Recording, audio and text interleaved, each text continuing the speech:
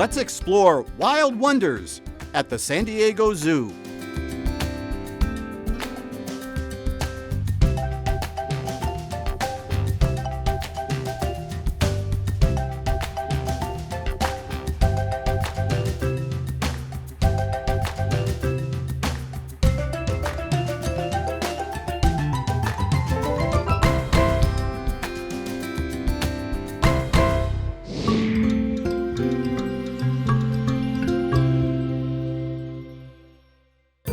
Today, we're celebrating the birthdays of two of our giant panda cubs, Sulin, who was 3 years old yesterday, and her little sister, who is 1 year old today, Jinjin. Fayun is their mother, and they were both born here at the San Diego Zoo. Today's your birthday! Woo! Today's your birthday. It's a special song. We have the fortunate good luck to have Forage Warehouse, who made fantastic birthday cakes of ice this year, like they do every year. And they were 3-tiered, take several days to make. They froze some of their food items inside, they put colors on, they even shaved some of the ice and bamboo to look like flames on top of the cakes. We also provided them with some gift boxes that some of the enrolled students in our summer camp courses painted to look like gift boxes, and we tucked a few little extra treats in there for the pandas as well. Well, I was actually surprised. Sulin, I guess I shouldn't be surprised, this is her third cake after all. She was a little less than impressed. She did pay attention. She came out and gave the cursory lick and take a few pieces of yam out of the cake before she pushed it over and enjoyed her bamboo. Jinjin, on the other hand, had a ball. She was on the cake, around the cake, on her mother, near the cake. While Mom was digging the goodies out with her big claws, she was able to benefit a little bit by the leftovers that Bayun left for her. She had a great time. All the giant pandas that I've had the pleasure of working with are very different in their personalities, and Jinjin is probably the most precocious I've worked with so far, so I can't wait to see how she does when she's weaned.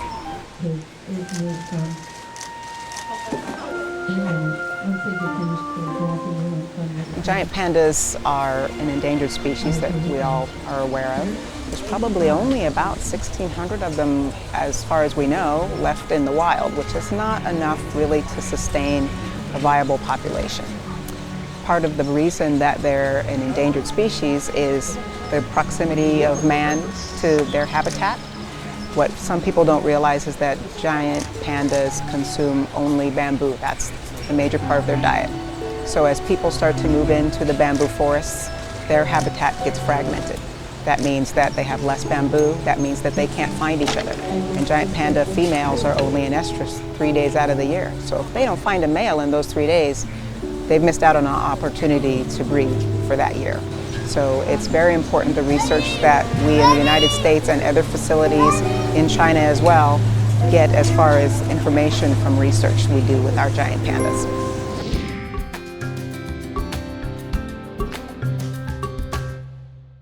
This is Hoki, the little blue penguin. And here at Wellington Zoo in New Zealand, he is part of a very unique colony. Each of these penguins have faced and overcome some difficult challenges in the wild and have been given a second chance here at the zoo. So our little blues here are quite good little fighters.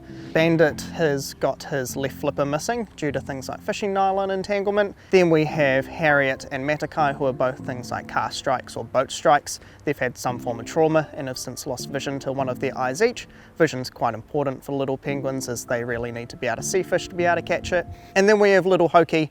He's a very sweet little boy, but he was quite heavily habituated to humans, and so if we were to release a penguin like him, he would approach humans in the wild, and that doesn't always end in a good way for little penguins. He's got a nice new home here. And what a beautiful home it is. This little colony certainly are thriving. They love spending time together, especially when it comes to socialising and swimming. But there is one other thing that they do love to do together, and I think they can smell the fish already. What we're going to be feeding today is sprats, and they're very closely related fish to what they'd eat in the wild. Sprat sounds delicious. But feeding 4 hungry little penguins at the same time is not as easy as you'd think, especially when you have to make sure everyone receives the same amount of fish. Even though they are the world's smallest species of penguin, they need a lot of food to keep them going each day. They can actually eat about 25% of their body weight in food. It's quite clear that these guys are full of energy and personality, but despite their obvious charm, they actually play a very important role here at Wellington Zoo. Our little penguins are ambassadors for their wild counterparts. There are a few things that us humans can do that are really easy to help these guys in the wild. Things like cleaning up our environment, taking away things like fishing nylon on the beach because it does affect little penguins but all aquatic marine life as well. Keeping our dogs on a lead, and that really helps our native wildlife, and just keeping a really safe distance away from our wildlife as well. No matter where we live in the world, if we can follow Keeper Matt's advice, it really helps marine wildlife just like these little blue penguins. It's clear that Matt is very passionate about the future of this species, and he's very grateful to have the opportunity to work alongside them every day. I consider myself extremely lucky to be able to work with little penguins. They're so cool to get to learn, and they have so much personality.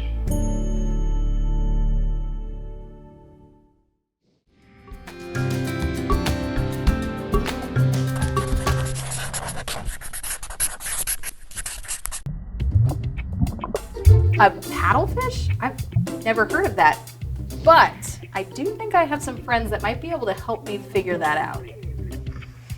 Hey guys! How are you guys doing? Good. All right, I got a question for you. What? Do you know what a paddlefish is? No, maybe let's You never learn heard of a about paddle? it. Let's learn about it. You know what? I've got an idea for us too. We might need to imagine what a paddlefish might be. I think it has 2 tails to paddle. What? 2 tails? What do you think? Well, I think like the shape of it is like sort of shaped like a paddle. Ooh, maybe. I got an idea. What if we imagine what we're imagining but put it on paper? But how?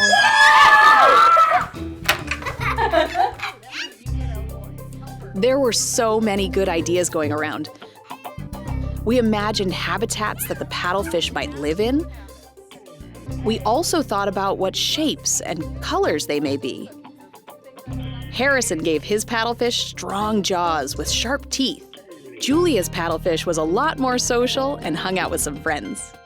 Noah's paddlefish got his power from a wave of his paddle-shaped tail. And Leo's paddlefish was an integral part of an entire Amazonian ecosystem. I think we did pretty well, but all this imagining has me wondering a little bit more about paddlefish, so I think I know just the place to go. Wait, where is she? What? The Tennessee Aquarium has had paddlefish in their collection for many years, so I figured this would be a great place to learn about our mystery animal.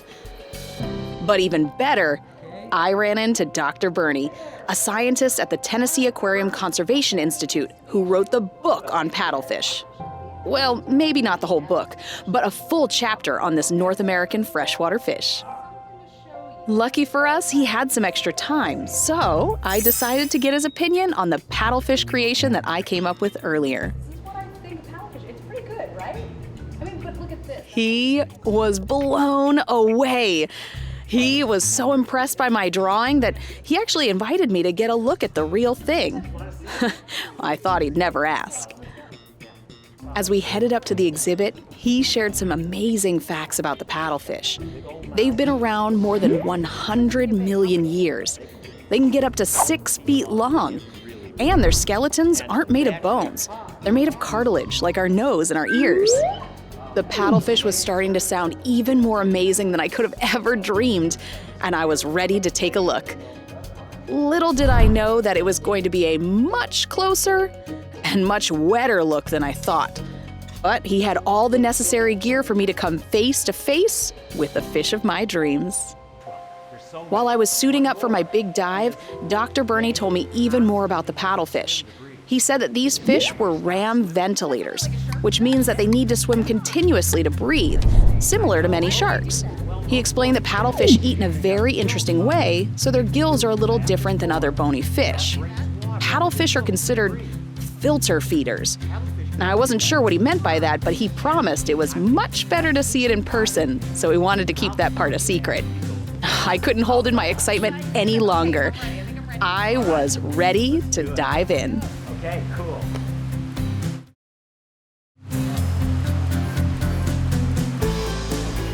As I descended into the exhibit, my imagination was going wild. Suddenly, I was in a sea of new animals to explore, and it seemed I was the one being watched. I started to wonder if I would even know which of these fish was the paddlefish, even if I was looking right at it. And just then, I saw it. In all its fishy glory, it was beautiful. It was strange. This was definitely the paddlefish. Dr. Bernie was right about its size. They were almost as long as me, and these were small paddlefish. He also said that they are considered prehistoric fish because they haven't changed much in the millions of years that they've been on Earth. And from what I could see, he was right. But the thing that stood out the most was its paddle. No wonder it got the name paddlefish. Earlier, I learned that their giant paddles, or rostrums, actually have a very special purpose. When a paddlefish is on a hunt for a meal, it uses its paddle like an antenna. The paddle is full of tiny little receptors that can pick up small electrical currents. What are those currents coming from? Well, from small fish, tiny insects, even zooplankton, which are microscopic organisms in the water. Once they locate some bite-sized snacks, the real show begins. With one giant gulp, they scoop up their food. Using structures called gill rakers in the back of their throat, like a pasta strainer, they can filter out all the water and swallow the food down. Now I understand what Dr. Bernie was saying. That makes them filter feeders. Oh, this fish was more mesmerizing than anything I could have ever made up. But there was no use having all of this great information if I couldn't share it with my friends. It was time to resurface and get back to dry land. I thanked Dr. Bernie for his time and all of the fascinating facts, and I headed back. Whoa, that was fast. That was almost as amazing as a paddlefish.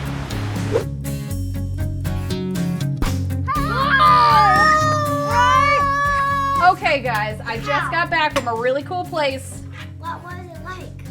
I went to Tennessee Aquarium, and we actually got to see a paddlefish, and I brought it for you to see. You ready? Did you take a picture? Look at it! This thing, they say that it's like a shark because it's got a cartilaginous skeleton. So like our nose. Oh yeah. That's what its skeleton's made out of. And our ears. Yeah, I don't. Oh, wait, I don't have what? any. This fish has been around for 100 million years. I know, that's so amazing. Wait till you see this. That's what it did. Okay, well, that's it. There we have it. We know exactly what a paddlefish is now. And, I mean, I don't think I was that far off, right? No. Come on, guys.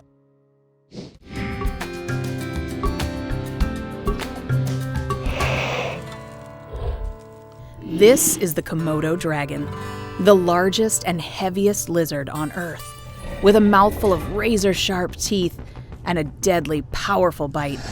This animal is feared by many, but truly known by very few.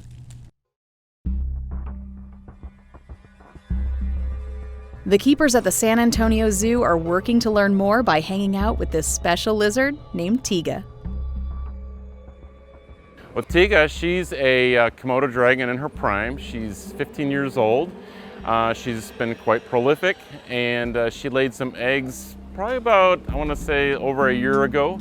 It took 229 days to hatch out, and the result was 4 beautiful babies that started hatching last Halloween.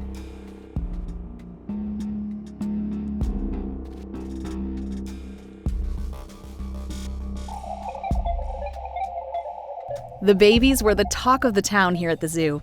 Not just because they were adorable, but also because they may offer some new information about the species. Our Komodo Dragon babies are really interesting to us because we're not sure about their parentage. We're not sure if a daddy was involved. They may have been parthenogenically hatched out, which means virgin birth, or they may have been hatched out of stored sperm. Komodo dragons can store sperm for a long time. How long, we don't know. Our babies might help reveal some new scientific data with that. Parthenogenesis is actually kind of an interesting new frontier of reproduction with animals. It has been documented in some species. Here at San Antonio Zoo, we've had parthenogenic white-spotted bamboo sharks. It's been documented with some vipers, but overall it's something that we're still trying to figure out. It's a brand new frontier in science, and the animals are going to reveal it as we go along.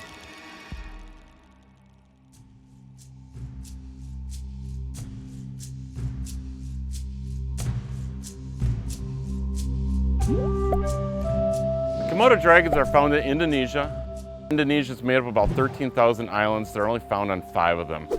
3 of those make up the Komodo Island National Park.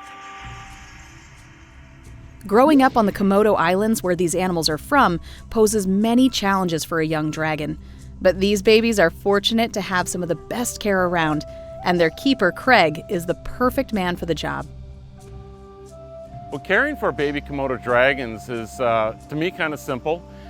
We just try and give them what they like, and what they like is a nice, tall place to go to. In the wild, they are the menu item for many different things, including other Komodo dragons. So what they do upon hatching, they get their bearings and they go right for a tree, climb up that tree, and they spend a good portion of their early days, if not years, up there in the trees, eating, sleeping, roaming around, basically growing to the point where they feel comfortable to come back down to land.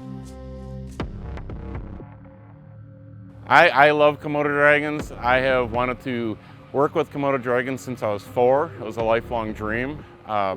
They're just incredible animals. They are a relic of a bygone day. You could say they're like dinosaurs that are living with us today. They're just fantastic. As you get to know them, they're intelligent. They are cognizant. They seem to know more about us than we know about them, which is kind of interesting. Just beautiful animals. They are big and scary to some folks, but really, they're an incredible animal.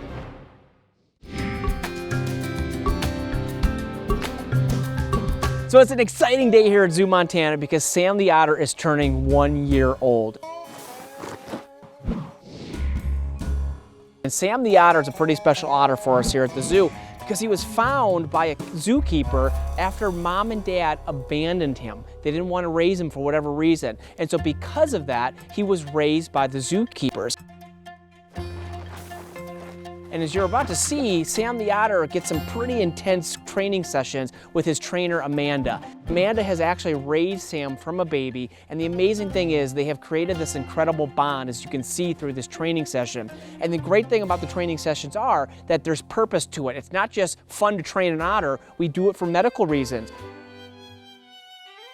So just like when you have to go out there and get a shot in your arm, you give the doctor your arm, you may not like it, but you do it, we can do the same thing with Sam the Otter. We can have him roll over on his belly so they can actually take x-rays. He can stand up on his hind legs so we can get a good look at his hands or his paws and his belly. So there's a lot of reasoning behind the training sessions that we do. And of course, it helps that bond between Amanda and Sam is there. It makes that training that much easier. We're having a pretty fun celebration for Sam's year birthday. And the first thing you're gonna notice is this beautiful big cake that the zookeepers made. Now, of course, the cake, it's fun and it's yummy, but it's more than that. It's enrichment, meaning it's a fun toy for Sam the Otter to play with. And by the way, that cake is actually made out of ice. It's actually frozen Kool-Aid with things frozen inside of it like fish and other meats for him to be able to interact with.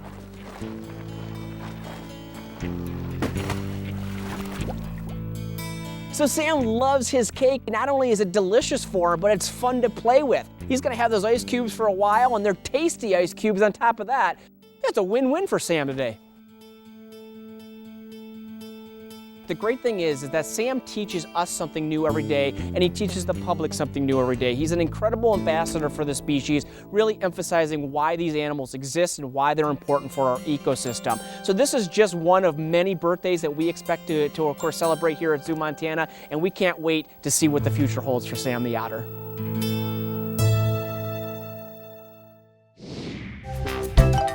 Thanks for joining us.